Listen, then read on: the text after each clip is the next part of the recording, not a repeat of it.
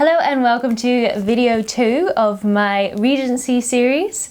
Today we are tackling the short stays. So I have made a mock-up and let's go look at it now. So this is what my mock-up looks like. I don't know a whole lot about Regency garments, but this looks kind of like a Regency corset. So we're going to work with this. I do have to make a bit of an adjustment, like bring in this front section a bit, but other than that, I think we're good to cut out of the cotton drill. I'm using the same cotton drill that I used for my Clara Victorian corset, except this time I'm going to do 2 layers of it.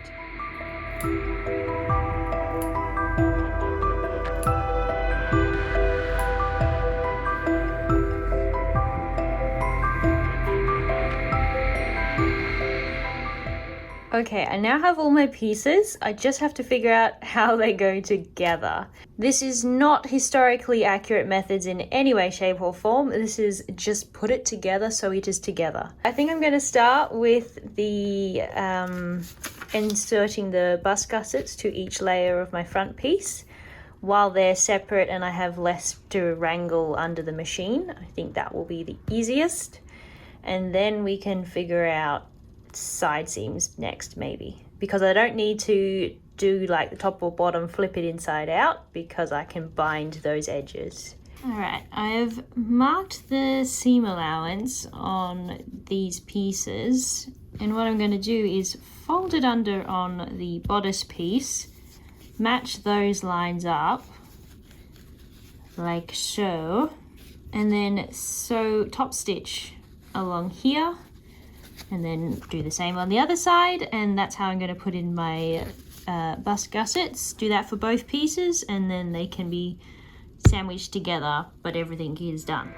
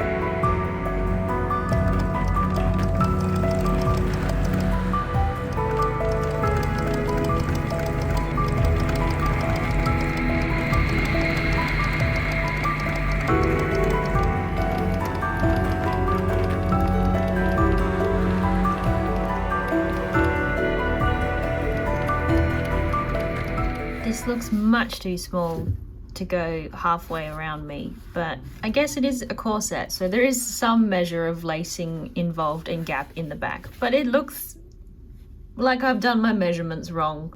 But the mock-up worked, so we'll just keep going. Let's just keep going. So I'm now going to attach my side seams of my front and back pieces. So then I'll have 2 complete sections that will just wrap around. The back does lace up. Then I can look at stitching them together and stitching in some boning channels. There won't be a lot of boning. Regency stays are not crazily boned, unlike Victorian. So there won't be too much, but it will be like 1 or 2, especially in the back, to support the lacing. I think that's where it mainly goes, and then the front has the busk, but I don't have a busk. We'll see what happens with that.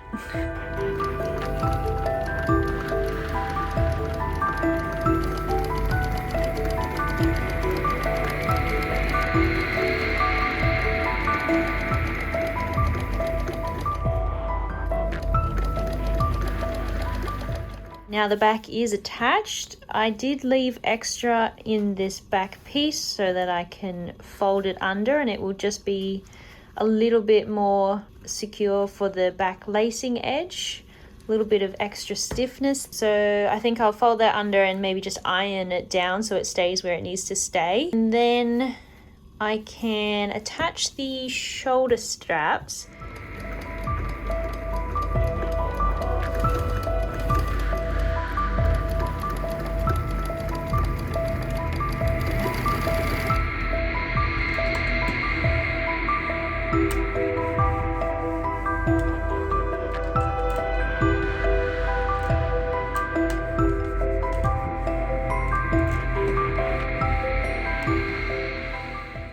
we're now at the point where I have 2 layers ready to put together, I think, which I'm going to stitch this top edge, or baste it, I guess, together within what will be covered by binding, just so that it all becomes one, and that will hold it steady while I put in boning channels. So there's going to be a couple in the center back to support the grommets, maybe 1 or 2 on the side seam, I'm not sure, and probably a couple in the center front to replace the busk, which I don't have, unless I then go and try and source some kind of busk to go in there.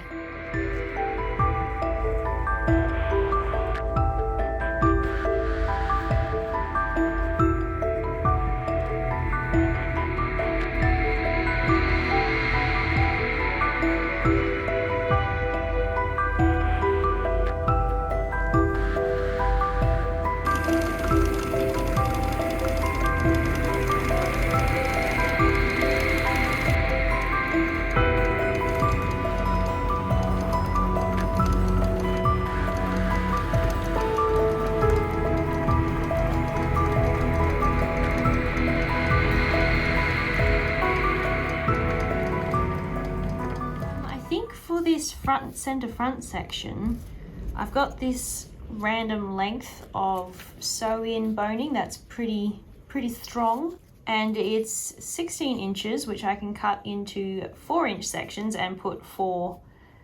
I can fit 4 in here between these 2, so that'll be good. That'll do that. And then I'm probably going to put 1 on my side seam and 2 in the center back to surround the grommets. And I have some plastic boning that is, I think, 8mm width. So that will be a good strength around the grommets.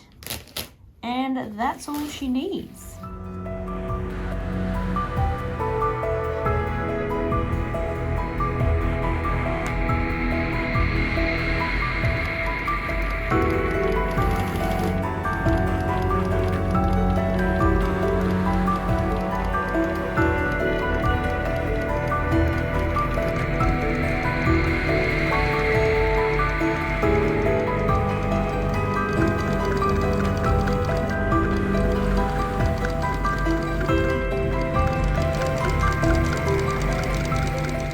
Channels are all in. Not that there's many of them, but they are all in. Before I put the bones in, I want to finish off this top edge, and I was considering this ribbon, which I think is quite pretty, but it's quite a stark contrast in color between the two.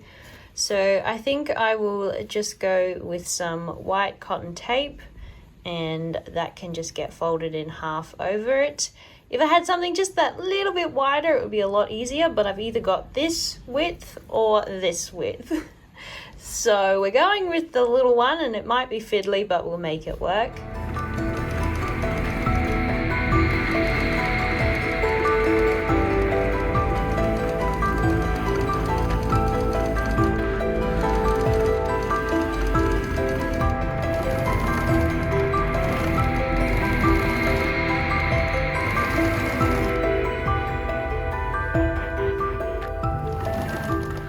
Edge binding is on. It looks pretty horrendous up close, but it is secure and it will do the job. But that is kind of what you get when you're trying to do a very thin binding around curvy edges when it's not something you do very often.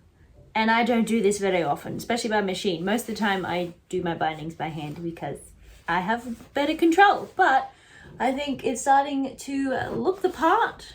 So now it is time to put the bones in, and then the grommets, and then the bottom binding, which is a straight line, so it's got to be a whole lot easier, right?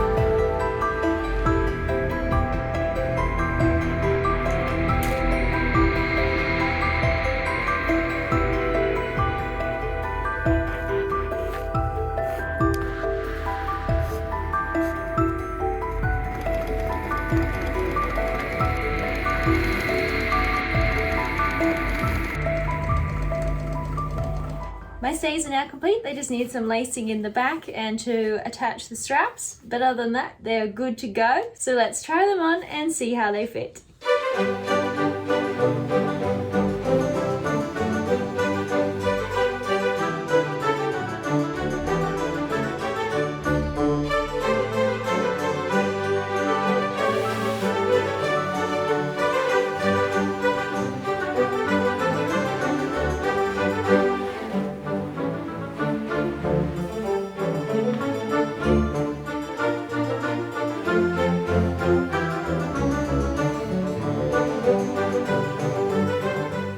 I actually love how these turned out. I wasn't sure if I'd like any part of Regency clothing, but I'm kind of in love with these short stays.